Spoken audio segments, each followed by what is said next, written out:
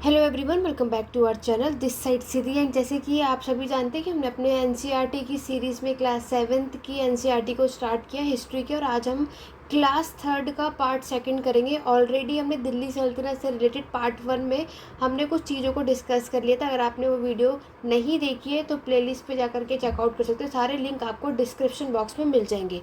आज हम आपके दिल्ली सल्तनत के टॉपिक को अगेन कंटिन्यू करेंगे पार्ट 2 में। जो भी हमारे यूनिट 3rd की दिल्ली सल्तनत पे जो भी चीज़ें पेंडिंग रह गई उसे हम आज की क्लास में कंटिन्यू करेंगे। तो बिना वीडियो को स्किप करें, वीडियो के एंड तक बने रहेगा। वीडियो पसंद आए तो लाइक शेयर करना मत भूलना, और चैनल पे फर्स्ट टाइम आए तो चैनल सब्सक्राइब कर लो, बेल आइकन प्रेस करो ताकि आप हमारे साथ इस सीरीज़ में जुड़ सके। तो लास्ट क्लास में मैंने आपको मॉस्क्यू यानी यहाँ तक की सारी चीज़ें ऑलरेडी बता दी थी। आज हम बात करेंगे आपके खिलजी और आपके तुगलक के समय का जो प्रशासन है वो कैसा था। देखो, ये वाला बहुत इंपॉर्टेंट है, हमारे एग्ज़ाम में यहाँ से क्वेश्चन आपको देखने को मिलता है। अगर हम बात करते हैं तो देखो, हमारे दिल्ली सल्तनत में हमने देखा कि आपकी 5 डायनेस्टीज़ ने यहाँ पर रूल किया था, ठीक है। और दिल्ली सल्तनत में स्पेशली आप इल्तुतमिश को देखोगे, favoured their special slave purchase for military service called Bandagan in Persian. तो देखो, आपसे एग्ज़ाम में बंदगान क्या होता है ये पूछा जाता है। तो ये आपके स्लेव्स होते हैं, ठीक है, जो कि परचेज़ किए जाते हैं मिलिट्री सर्विस के लिए, स्पेशली इस पर्पज़ से इसको परचेज़ करते हैं। और ये पर्शियन में ये टर्म है वेरी इंपॉर्टेंट, ये भी आपके एग्ज़ाम में पूछा जाता है। तो मैं आपको ऑलरेडी अपनी सारी वीडियोस में एक चीज़ बताती हूँ, जितनी भी एनसीईआरटी के चैप्टर्स में मैंने यहाँ पर चीज़ें हाईलाइट कर रखी हैं, ये सभी आपके एग्ज़ाम पॉइंट ऑफ व्यू से इंपॉर्टेंट है, चाहे आप किसी भी एग्ज़ाम की प्रिपरेशन कर रहे हो। अब यहाँ पर बात करते हैं तो मैंने आपको क्या बताया कि आपके स्लेव्स, क्योंकि देखो उस टाइम पर अगर हम बात करें तो आप सभी को पता है बहुत ही आम बात थी, आपके स्लेव्स को मार्केट में ख़रीदा और बेचा जाता था।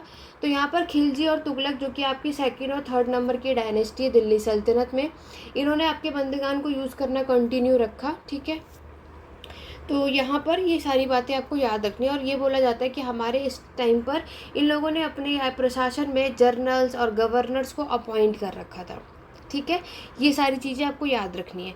ये जो बॉक्स है बहुत इंपॉर्टेंट है आपके एग्ज़ाम पॉइंट ऑफ व्यू से, इसको भी यहाँ पर हम क्लियर कर लेते हैं। आपके मोहम्मद बिन तुगलक जो सुल्तान हैं, इन्हें अपॉइंटेड अजीज़ कुमर, किसे, अजीज। देखो, ये आपके एग्ज़ाम में किस तरीके से पूछा जाता है, पहली बात तो आपको ये समझने की ज़रूरत है। देखो, आपसे एग्ज़ाम में मैच दी फॉलोइंग के थ्रू पूछा जाता है। तो यहाँ पर मान लो आपसे पूछ लिया जाए, आपके अजीज़ कुमर जो है वो है यहाँ पर, ये कौन है, वाइन डिस्टिलर। फिरोज़ हज़म की बात करें तो ये बाबर है। मंका तवा की बात करें तो ये कुक है। 2 गार्डनर्स आपको देखने को मिलेंगे, लदा एंड पीरा। और ये सबसे हाईली एडमिनिस्ट्रेटिव पोस्ट पर आपको देखने को मिलता है जियाउद्दीन बर्नी। अगर आप देखोगे 14th सेंचुरी की मिड में इन्होंने आपकी क्रॉनिकल बुक लिखी थी, जिसपे ये सारी चीज़ें इन्होंने मेंशन की है। तो याद रखना, एग्जाम में मैच दी फॉलोइंग के थ्रू भी पूछा जा सकता है कि किसकी कौन सी पोस्ट है, तो इसको ज़रूर अच्छे से प्रिपेयर कर लेना अपने एग्ज़ाम पॉइंट ऑफ व्यू से, और इस बॉक्स को बिल्कुल पढ़ कर जाना है, ठीक है। चलिए आगे बात करेंगे अपने नेक्स्ट पैराग्राफ की। नेक्स्ट पैराग्राफ पे आपकी खिलजी और तुगलक के बारे में बताया जा रहा है, जो कि आपकी थर्ड और सेकंड 2 डायनेस्टीज़ हैं। तो यहाँ पर आपने देखा, monarch appointed military commander as governor of territory of varying size. तो यहाँ पर क्या बताया जा रहा है कि यहाँ पर जो राजा है, यानी उस टाइम पर जो भी सुल्तान होंगे आपके, जो भी खिलजी से हो गए चाहे तुगलक डायनेस्टी से, इन्होंने आपके मिलिट्री कमांडर को अपॉइंट किया था एज अ गवर्नर, जिसको आप यहाँ पर ना एकता दी जाती थी, और जो इस एकता को होल्ड करता था उसे एकता दर या मुक्ति कहते हैं। एकता दर और मुक्ति यहाँ पर बोला जा रहा है। इन मुक्ति यानी एकता दर का काम क्या होता है, ये आपके मिलिट्री कैंपेन को लीड करते हैं, साथ ही साथ ये आपके लॉ एंड ऑर्डर को भी मेंटेन करके रखते हैं। एग्जाम में एकता से रिलेटेड भी क्वेश्चन पूछे जाते हैं और आपसे एमसीक्यू में दे दिया जाएगा कि इनका क्या काम होता है। तो याद रखना कि लॉ एंड ऑर्डर मेंटेन करने का काम होता है, मिलिट्री कैंपेन को लीड करने का काम होता है किसका, एकता दर और मुक्ति। इन्हें एकता दर और मुक्ति ये बोला जाता है, ठीक है। नेक्स्ट अगर हम बात करें, the muqti collected the revenue of their assignment as salary. तो यहाँ पर ये जो मुक्ति है यानी जो एकता दर होते थे यहाँ पर दिल्ली सल्तनत के समय पर, ये अपने रेवेन्यू को कलेक्ट करते थे। साथ ही साथ they also paid their soldiers from this revenue, और ये अपने सैनिकों को, अब इनको जो रेवेन्यू मिलता था ना उसी से ये उनको सैलरी प्रोवाइड करते थे। नेक्स्ट अगर हम बात करें, यहाँ पर बताया जा रहा है कि देखो इसमें क्या बताया जा रहा है कि हमारे दिल्ली सल्तनत के समय का जो प्रशासन है वो कैसा था, आपका सेंट्रलाइज यानी केंद्रीकरण था, ऐसा क्यों? क्योंकि यहाँ पर आपको एकतादारी ज़रूर देखने को मिल रहा है, लेकिन यहाँ पर हम क्या देखते हैं कि यहाँ पर इनकी जो पोजीशन है वो शिफ्ट कर दी जाती थी, ट्रांसफ़र कर दी जाती थी इनकी पोस्ट को, ताकि ये अपने आप को इंडिपेंडेंट डिक्लेयर ना कर सके। जिस तरीके से फ्यूडलिज्म जब हम सामंतवाद पढ़ते हैं उसमें वो चीज़ें आपने देखी, ठीक है। तो यहाँ पर आपके अलाउद्दीन खिलजी और मोहम्मद बिन तुगलक के टाइम पर ये बताया जा रहा है कि accountant were appointed by the state to check the amount of revenue collected by the muqtis. तो यहाँ पर अकाउंटेंट क्या करता है, आपके जो स्टेट का जो भी रेवेन्यू कलेक्ट करते हैं ना मुक्ति के द्वारा, वो सारी चीज़ें यहाँ पर चेक की जाती हैं। Care was taken that the muqti collected only the taxes prescribe by the state and that he kept the requirement the number of soldiers. तो यहाँ पर जो आपके इक़्तिदार होते हैं इनको पूरे जो सारी चीज़ें रेवेन्यू कलेक्ट करने का काम, ये सारा जो पूरा कंट्रोल है वो इक़्तिदार के हाथों में होता था। बट सुल्तानों ने यहाँ पर क्या किया कि ये इनकी जो पोस्ट है इसको यहाँ पर क्या कर देते, ट्रांसफ़र कर देते थे, ताकि ये अपने आप को इंडिपेंडेंट ना डिक्लेयर करे और सुल्तान जो है वो इक़्तिदार के अंडर में रह के काम ना करे, ठीक है। जैसे फ्यूडलिज्म में हम ये चीज़ें देखते हैं। नेक्स्ट आप देखोगे, नेक्स्ट पैराग्राफ में बताया जा रहा है आपके जो सामंत, मैंने आपको बताया ना फ्यूडलिज्म सामंतवाद सिस्टम आप यहाँ देखते हो। अलाउद्दीन खिलजी के टाइम पर हमारा जो स्टेट है brought the assessment and collection of land revenue under it own control. तो यहाँ पर जो अलाउद्दीन खिलजी के टाइम पर आप देखोगे कि ये लोग जो आपके लैंड रेवेन्यू को कलेक्ट करते थे अपने कंट्रोल, अपने अंडर में रह करके करते थे। आपका जो right of the local chieftain to levy taxes were cancelled and they were also force to pay taxes, ठीक है। तो ये इनसे क्या करते थे, टैक्स पे करवाते थे फोर्सफुली। सुल्तान का जो एडमिनिस्ट्रेशन है measure the land and keep careful account. तो यहाँ पर ये क्या करते थे कि ये आपकी लैंड को मेजर करते थे और देखते थे किसके पास अब अगर मैं दिल्ली सल्तनत की टैक्सेस की बात करूँ तो यहाँ पर सबसे पहला टैक्स आप देखोगे खारस टैक्स। खारस टैक्स आपका क्या होता है, ये आपका on cultivation called kharaj tax, जो कि लैंड टैक्स होता है, and amounting to about 50% of the peasant produce. दूसरा क्या होता है, तो यहाँ पर क्या होगा कि आपके जो किसानों ने जितना भी प्रोडक्शन किया होगा उसका 50% यहाँ पर देखने को मिलता है। कैटल पे टैक्सेस, हाउस टैक्सेस, ये सारे टैक्सेस दिल्ली सल्तनत के टाइम पर आपको देखने को मिलते हैं। अब आगे देखें तो यहाँ पर बहुत इंपॉर्टेंट चीज़ें याद रखना कि large part of the sub continent remain outside the control of the Delhi सल्तनत। तो यहाँ पर क्या बताया जा रहा है, ये बहुत डिफ़िकल्ट होगा आपके दिल्ली को, जो बहुत डिस्टिंक्ट प्रोविंस है, लाइक आपका बंगाल हुआ, बंगाल से आपके पूरा दिल्ली, तो और धीरे धीरे इन्हें साउथ इंडिया को भी एनेक्स करना है। पूरे एंटायर रीजन ने क्या किया, अपने आप को इंडिपेंडेंट डिक्लेयर कर दिया था, ठीक है। यहाँ पर आपके बताया जा रहा है जो हमारा गैंगेटिक प्लेन वाला एरिया है वो कैसा था, आपके फॉरेस्टेड एरिया, यानी जंगल से भरा जो एक जंगल आप देखते हो ना पूरा पार्ट, वो आपको देखने को मिलता है। अब यहाँ पर क्या बताया जा रहा है कि हमारे अलाउद्दीन खिलजी के टाइम पर, मोहम्मद बिन तुगलक के टाइम पर could force their control in these area but only for a short duration. तो यहाँ पर आपने क्या देखा, एग्ज़ाम में शॉर्ट की जगह लॉन्ग ड्यूरेशन दे देंगे, क्योंकि एग्ज़ाम में स्टेटमेंट वाइज जब क्वेश्चन पूछा जाता है तो ये आपको इस तरीके से कंफ्यूज करेंगे कि आप क्वेश्चन सही करते करते भी गलत करके आते हो। तो इसीलिए हम कभी भी कोई भी लाइन को यहाँ पर रीड करते तो आपको इन बातों का ध्यान रखना है कि यहाँ पर उसमें वो किस तरीके के चेंजेस कर सकते हैं, ठीक है। तो शॉर्ट ड्यूरेशन है, not a long duration. Next जो हमारा एक बॉक्स है इसमें आपके चीफ्टन एंड देयर फोर्टिफिकेशन के बारे में बताया है, इबन बतूतर के बारे में बताया जो कि 14th सेंचुरी में, ये आपके मोरक्को के ट्रैवलर हैं, याद रखना। आपके इन्होंने जो बुक लिखी थी वो लिखी थी आपके रेहला, और ये आपके अब मोरक्को अफ्रीका से।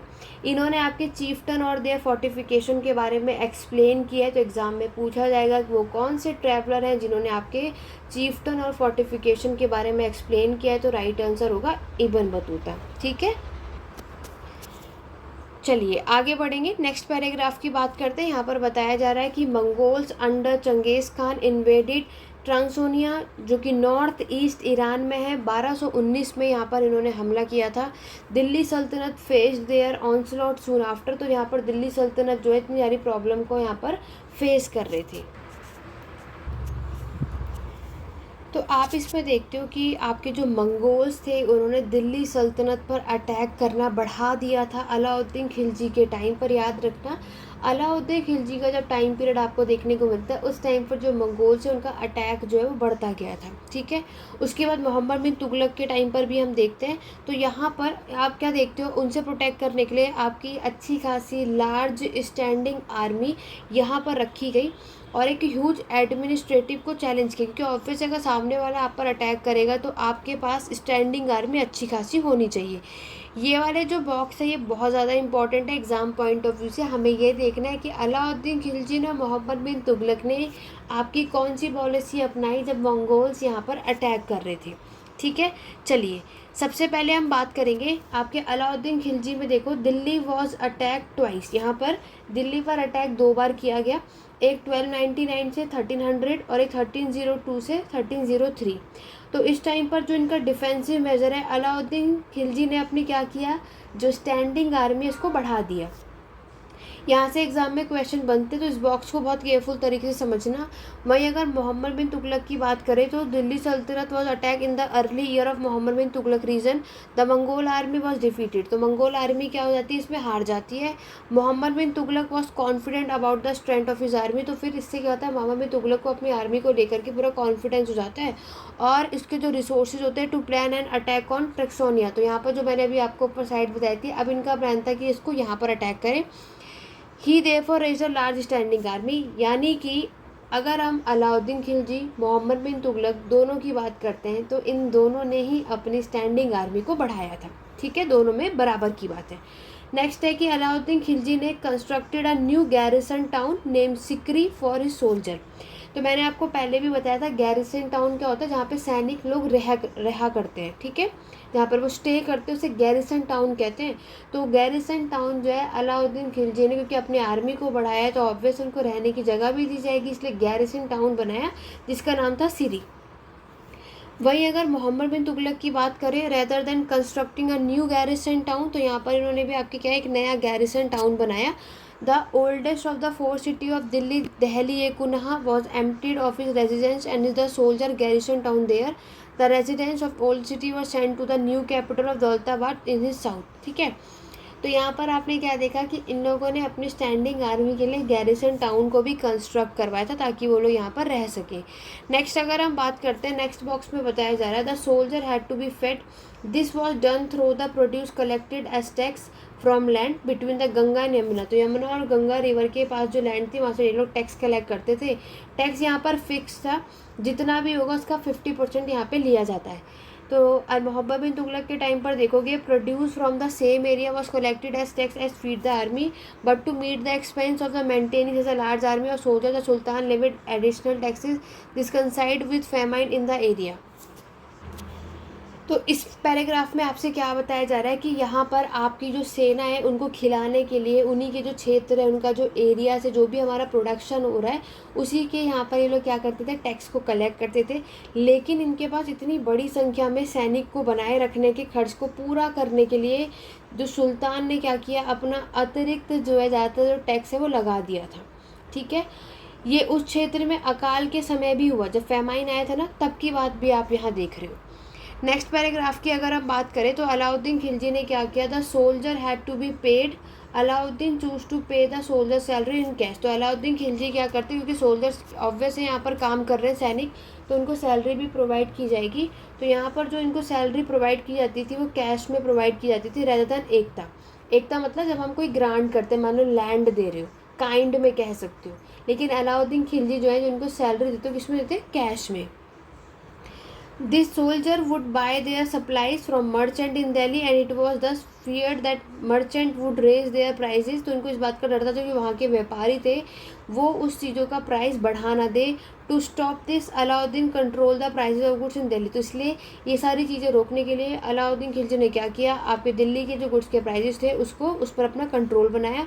प्राइजेस वर केयरफुली सर्वे बाय ऑफिसर्स। तो प्राइजेस को यहाँ पर जो वहाँ के ऑफिसर्स थे, जो कि आपके मार्केट के लिए यहाँ पर एडमिनिस्ट्रेशन में ऑफिसर्स को अपॉइंट किया गया था, उसमें यहाँ पर ये केयरफुली जो है वो ऑफिसर सर्वे करते थे प्राइस को लेकर के।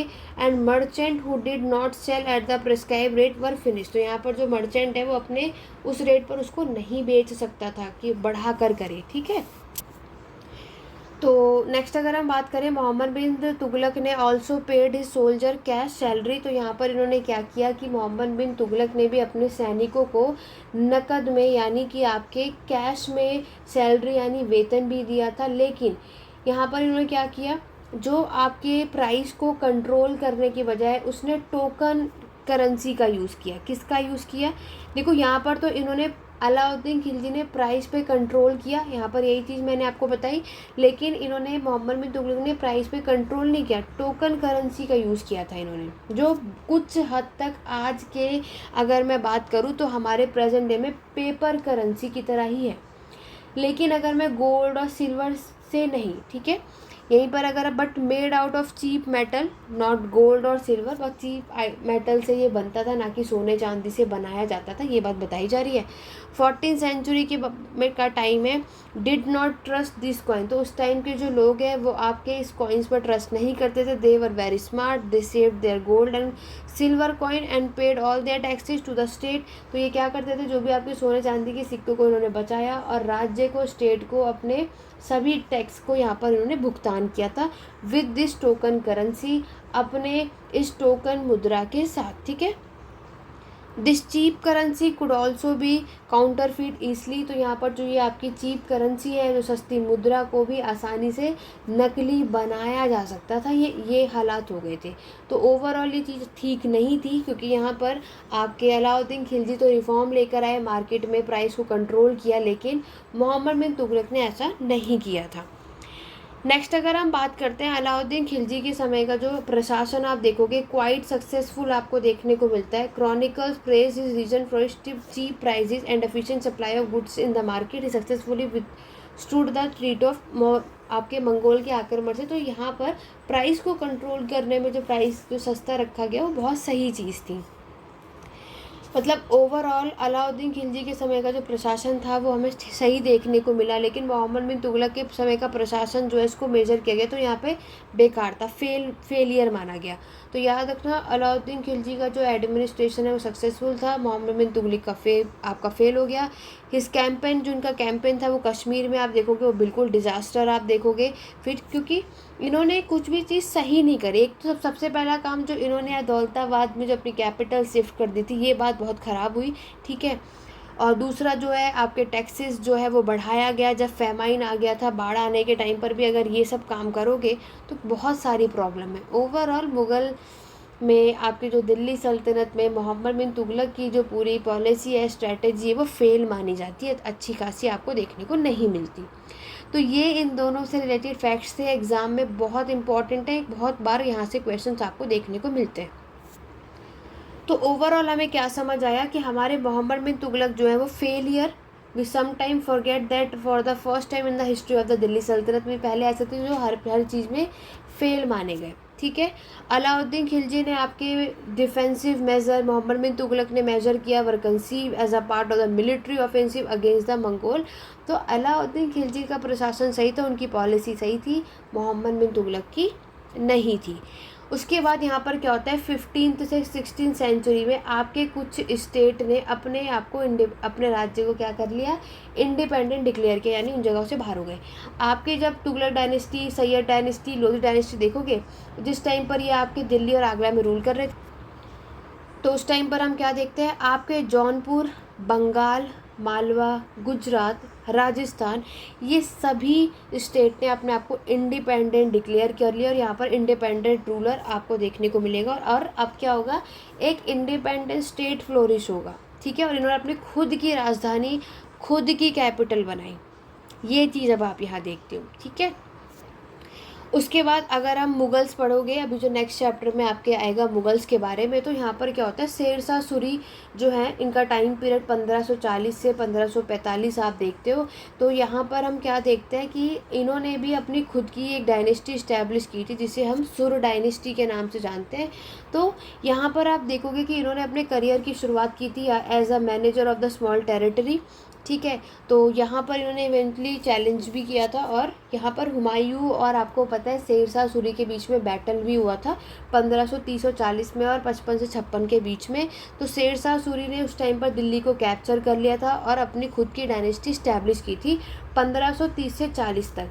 तो इसलिए आप देखते हो कि 40 से 55 तक का जो समय है, इसमें शेरशाह सूरी ने सुर डायनेस्टी जो स्टैब्लिश की थी, इन्होंने रूल किया था। ये सब कुछ अब नेक्स्ट चैप्टर में देखेंगे, तब मैं आपको बैटल के साथ बताऊंगी। तो ये देखो, मैंने आपको बताया ना, सुर डायनेस्टी ने रूल किया था 15 सालों तक, और उस टाइम पर उनका प्रशासन आप देखोगे, ऐसा बोला जाता है कि सुर डायनेस्टी का भी जो एडमिनिस्ट्रेशन आप देखते हो वो किसकी तरह है, आपके अलाउद्दीन खिलजी की तरह, एकदम मोर एफिशिएंट। ठीक है, ये सारी चीज़ें। उसके बाद जो हमारे मुग़ल के सबसे एबल रूलर, ग्रेटेस्ट एम्परर माने जाते हैं, वो है अकबर, जिन्होंने मुग़ल साम्राज्य में सबसे लंबे समय तक रूल किया था। 1556 से 1605 तक हमें ये टाइम पीरियड आपको देखने को मिलता है, जहाँ पर आपके मुग़ल्स में इन्होंने अपनी जो पावर है वो कंसोलिडेट बनाकर रखी थी। नेक्स्ट वाला जो बॉक्स है, इसमें फ्रांस से रिलेटेड आपको बातें बताई हैं। तो फ्रांस रेवोल्यूशन आपने पढ़ा है, फ्रांस की क्रांति के बारे में आपने पढ़ा है। उसमें 3 ऑर्डर्स आप देखते हो। 3 ऑर्डर मतलब द पीस ऑफ गॉड। ये जो आपके 3 ऑर्डर्स का आइडिया है, ये आपके सबसे पहले फ्रांस में देखने को मिलता है 11वीं सेंचुरी में। और इस टाइम पर क्या होता है, हमारी जो फ्रांस की सोसाइटी को 3 क्लासेस में डिवाइड किया जाता है, who prayed, those who fought और those who tilled the land. तो सबसे पहले क्या होता है, कौन आते हैं, जो भी आपके ब्राह्मण्स होते हैं, प्रिस्ट होते हैं, सबसे पहली कैटेगरी में आएंगे। फिर आपके आएंगे क्षत्रिय, नॉबल्स जो होते हैं वो आएंगे, और लास्ट में आपकी जो पीजेंट वर्किंग क्लास की कैटेगरीज होती है। ओवरऑल अगर हम बात करें तो ये आपकी किसकी बात कर रहे हैं, 3 स्टेट।